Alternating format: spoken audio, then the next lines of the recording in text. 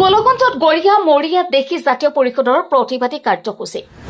অসমৰ হাৰ্টথ্ৰব জুবিন গাৰ্গৰ ন্যায়ৰ দাবীত মোবাইলৰ ফ্লাছ জ্বলাই সমতল গোলগঞ্জৰ কানৰীৰ পৰা এই সমতল গংগাধৰ নৈ পাৰ হৈ আহে গোলগঞ্জ নগৰলৈ অসমীয়াৰ আবেগ জুবিন গাৰ্গৰ মৃত্যুৰ ঘটনাত জড়িতকে গ্ৰেপ্তাৰৰ দাবী শতাধিক কৰ্মীয়ে মোবাইলৰ ফ্লাছ জ্বলাই লৈ এই সমতলত অংশগ্ৰহণ কৰে প্ৰাণৰ শিল্পী জুবিন গাৰ্গৰ মৃত্যুৰ ন্যায় বিচাৰি গড়িয়া মৰিয়া দেখি জাতীয় পৰিষদৰ কৰি অতি সোনকালে শ্যামকানু মহন্ত আৰু সিদ্ধাৰ্থ শৰ্মাক আটক কৰি তদন্তৰ দাবী জনাই দোষীক শাস্তি প্ৰদান কৰিবলৈ আহ্বান জনায় নিউজ টেক্স ৰিপৰ্ট ডেইলি 24 আজি অসমে কি বিচাৰিছে আমাৰ প্ৰাণৰ শিল্পী আমাৰ অসমৰ সম্পদ জুবিন দাক আজি 10 দিন হল হত্যা কৰাৰ 10 দিন হল কিন্তু এতিয়ালৈকে কিন্তু এজনো আসামিক কাৰ্য কৰা নাই পুলিচে কিয়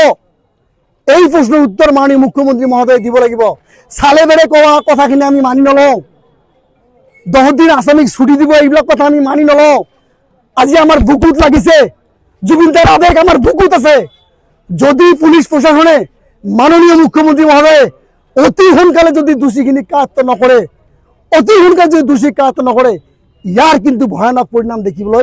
দেখিবলৈ কিন্তু প্ৰস্তুত থাকিব লাগিব অসম পুলিচ লগতে মাননীয় মুখ্যমন্ত্ৰী মহোদয় আমি এইবিলাক ফেসবুক লাইভৰ কথা নুশুনো আপোনাক ভোট দিব নিদিব এটা আপোনাৰ কথা কিন্তু আমাৰ কলিজা আমাৰ বুকুৰ পৰা নোহাইছে আমাৰ কলিজা আমাৰ বুকুৰ পৰা নোহাইছে আমাক ন্যায় লাগিব এজন দোষী সাৰি যাব নোৱাৰিব এজন দোষী যদি সাৰি যায় তেতিয়াহলে কিন্তু অসমত কিন্তু সদৌ অসম গড়িয়া মৰিয়া দেখি জাতীয় পৰিষদ